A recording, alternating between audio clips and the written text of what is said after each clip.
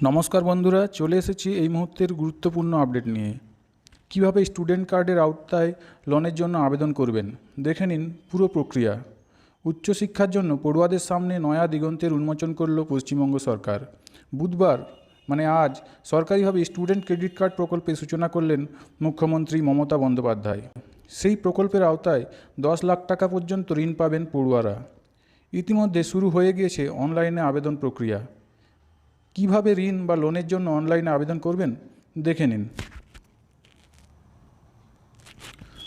রাজ্য সরকারের official website www.wb.gov.in বা বাংলার উচ্চশিক্ষা .wb.gov.in তে যান, অথবা সরাসরি wbssc.gov.in wbssc.wb.gov.in তে যান। 2. স্টুডেন্ট রেজিস্ট্রেশনে ক্লিক করুন। একটি নয়া পেজ খুলে যাবে। সেখানে বিভিন্ন তথ্য দিতে হবে। সেখানে নিজের নাম, ঠিকানা, মোবাইল নম্বর, ইমেল আইডি সহ বিভিন্ন তথ্য দিতে হবে। আধার কার্ড থাকা বা না থাকার ভিত্তিতে সেই রেজিস্ট্রেশন ফর্ম ভিন্ন হবে। পাসওয়ার্ডও দিতে হবে। তারপর রেজিস্টারে ক্লিক করতে হবে। যে ফোন নাম্বার দেওয়া হয়েছে তাতে ওটিপি যাবে। সেই ওটিপি লিখে ভেরিফাই করতে হবে। রেজিস্ট্রেশন প্রক্রিয়া সম্পূর্ণ হলে স্ক্রিনে একটি রেজিস্ট্রেশন আইডি আসবে। ফোনেও লগইন সংক্রান্ত যাবতীয় তথ্য পাঠানো হবে। wbssc.wb.gov.in তে গিয়ে স্টুডেন্ট লগইনতে ক্লিক করুন। নয়া একটি পেজ খুলে যাবে। সেই রেজিস্ট্রেশন আইডি ও পাসওয়ার্ড দিয়ে লগইন করতে হবে। তারপর একটি ড্যাশবোর্ড খুলে যাবে। সেখানে অ্যাপ্লাই নাওতে ক্লিক করুন। একটি নতুন পেজ খুলে যাবে। সেখানে বিভিন্ন তথ্য দিতে হবে। আধার কার্ড থাকা বা না থাকার ভিত্তিতে সেই রেজিস্ট্রেশন ফর্ম বিভিন্ন হবে। পাশাপাশি ডাউনলোড আন্ডারটেকিং ডকুমেন্টস থাকবে। পড়ুয়াদের প্যান কার্ড না থাকলে ডাউনলোড আন্ডারটেকিং ডকুমেন্টস ডাউনলোড করতে হবে। ঠিকানা, ব্যাঙ্ক অ্যাকাউন্ট সহ যাবতীয় তথ্য দেওয়ার পর সেভ অ্যান্ড কন্টিনিউ করুন।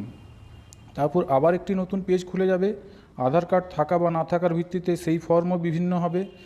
আধার কার্ড থাকলে সেখানে আবেদনকারীর ছবি সহ আবেদনকারীর স্বাক্ষর ও সহ আবেদনকারী বা অভিভাবকের স্বাক্ষর, আধার কার্ড সহ আবেদনকারীর ঠিকানা, প্রমাণপত্র,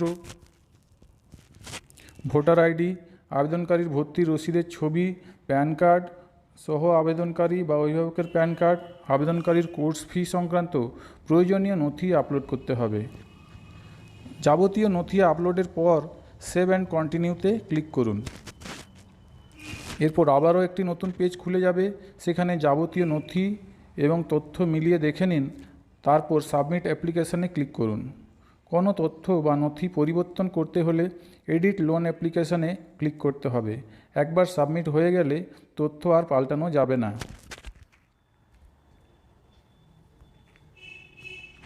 তারপর ড্যাশবোর্ডে দেখাবে অ্যাপ্লিকেশান সাবমিটেড টু HOI।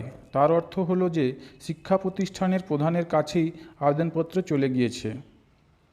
এরপর স্কুলের তরফে আবেদনপত্র পাঠানো হবে উচ্চ শিক্ষা দপ্তরকে। তখন ড্যাশবোর্ডে দেখাবে application forwarded by to HOI to HED। কী কী সুবিধা মিলবে আসুন দেখে নিই। এই ক্রেডিট কার্ডে কী কী সুবিধা পাওয়া যাবে। যারা টানা 10 বছর এই রাজ্যে রয়েছেন তারাই এই সুবিধা পেতে পারেন বলে জানিয়েছেন মুখ্যমন্ত্রী। 40 বছর বয়স পর্যন্ত ছাত্রছাত্রীরা এই ঋণ নিতে পারবে। চাকরি পাওয়ার পর 15 বছর অত্যন্ত কম সুদে এই টাকা পরিশোধ করার সুযোগ পাবে।